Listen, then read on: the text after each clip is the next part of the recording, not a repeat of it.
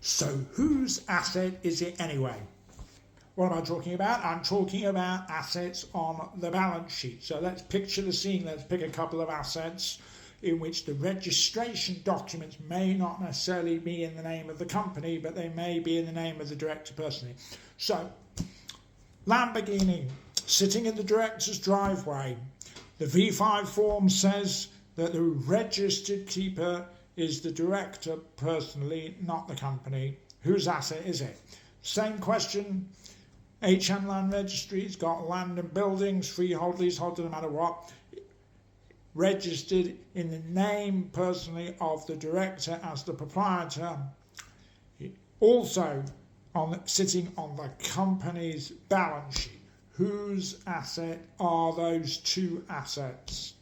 And the answer is the basic fundamental principle in that type of situation is that they are the assets of the company.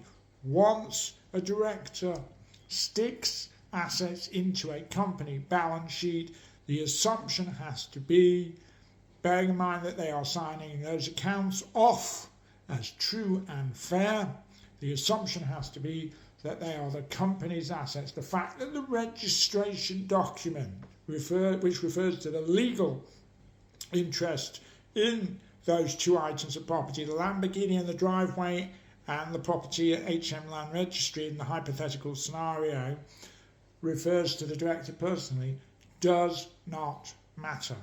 Now, there can potentially be a dispute between the legal interest and the beneficial interest, for sure. There can be a dispute as to whether the accounts are correct or whether there's been a mistake. But if the accounts are correct, and the starting point is that if the director has signed those accounts as being true and fair, there's no reason why they should be assumed to be wrong just because there appears to be a discrepancy between the legal interest and the position on the balance sheet, which would represent the beneficial interest in those two assets. So, before you put assets onto the balance sheet, to avoid this type of confusion, perhaps, it may, in some instances, make sense, but it's not always possible,